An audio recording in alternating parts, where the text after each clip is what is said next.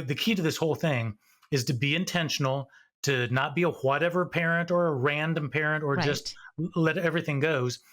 And sometimes that intentionality may look radical to somebody else or extreme or hard to swallow. But Yeah. the key is parenting is a literal responsibility, and we need to take it seriously and and uh, and make decisions on purpose.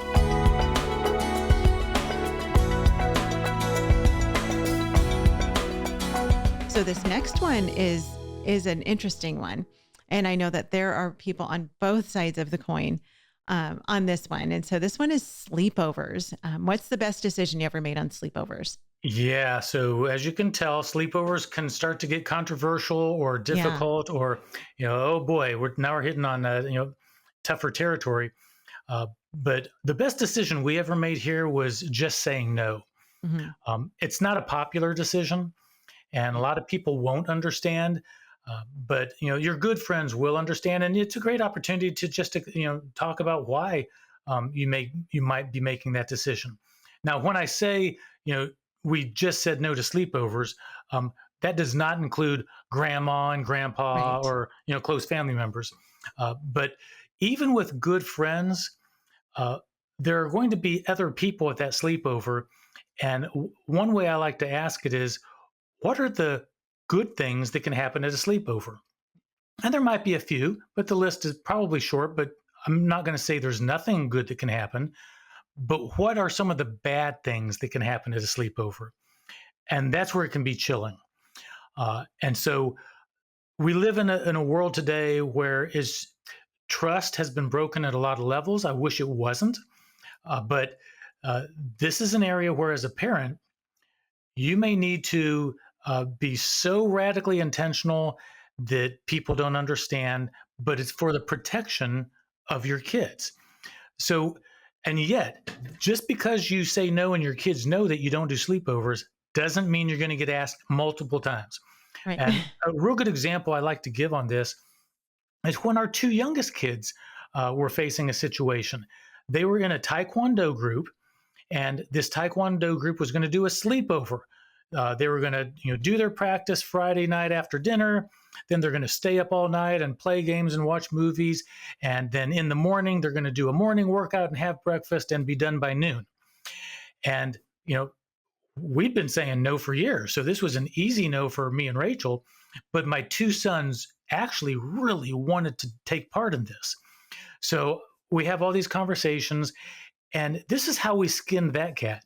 I said, okay, guys, here's the deal. Mom and dad are going to, or I'm dad, I'm going to make a big sacrifice to make this happen. I'll drop you off at your normal practice. You can stay, for a while, but around 10:30, maybe 11, sometime around that time, I'm going to come and pick you up and bring you home. And then I will get up super early in the morning and I'll bring you back for that 6 o'clock breakfast workout and other events you were going to be taking part of that day. So we made a big sacrifice, but there was no way in the world I was going to let them stay up for the bad stuff that was going to happen Yeah. during the night, for the movie that wasn't the best selection in that group to take. But I wasn't in charge of the movie or all these kids that were going to be there. But I did figure out a way to protect my kids from the time during a sleepover when bad things can happen. Yeah. Yeah. We have a lot of friends who have made that same decision for their kids. And I think it's a very wise decision to make. And we pretty much stand there with no sleepovers, but there are a few friends that we will allow our girls to have sleepovers with, but they're very specific families that we will allow. And, you talk about family. These are families that are close, like family, people that we really, really trust. And even with those people, we have very specific rules. And it's been for us a time for our girls to even show their responsibility and maturity, in that they'll call us and say, oh, someone, so-and-so wants to watch this movie. Is it okay if we watch this movie or something like that? And there's been lots of times where we've said, no, we've not seen that yet. We haven't read reviews. We're not comfortable with that. And they'll say, oh, okay, no problem. And so, we, for the most part, don't do sleepovers either because of that, and we wouldn't let okay, your whole soccer team's getting together for a sleepover. not a chance. But for families that we've known for a really long time and are really close with, that's something that we have allowed for our girls. But this is where you pray and you ask for the Lord's wisdom to guide you and to help you to make the decision that's best for your family and for your kids. So, but that can be a tricky one. And it's one that, like you said, your kids, I mean, they will buck against you, because when all of their friends are having a sleepover, they really, really, really want to do that as well. Well, So, right. And again, the list we're going through is not a formula. I'm not saying that families need to make the exact decisions we've made. But everything I heard and what you just said, you were being very intentional about conversations with families they might spend the night with, about movies they may or may not see.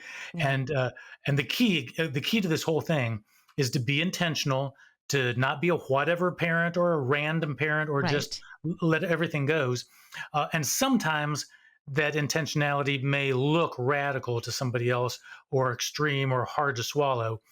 But the key is, parenting is a literal responsibility, and we need to take it seriously and make decisions on purpose. Yeah, absolutely. And one of the things that we've done too, which I'll say is, we'll say, we don't know that family well enough, so we're not okay with you staying the night there, but they're welcome to spend the night here at our home.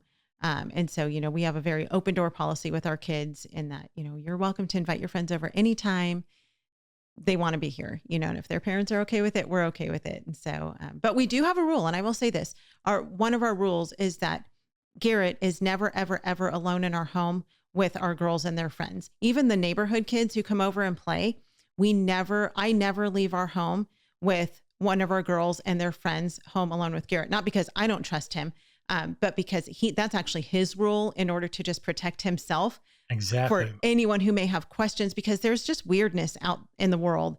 And so he says, in order to protect myself, I will never allow there to be a girl, with our girls home alone without you here. So that's just one of the family rules that we have as well. So we've had times where Lacey's friend, one of her little best friends who lives down the street, she'll come over. And if I have to leave the house, I'm like, well, you guys have to go outside now. Homeschool Insights is sponsored by CTC Math. If you're looking for a great online math program, visit ctcmath.com and try it for free. For more great homeschool inspiration and resources, listen to the Schoolhouse Rocked podcast every Monday, Wednesday, and Thursday.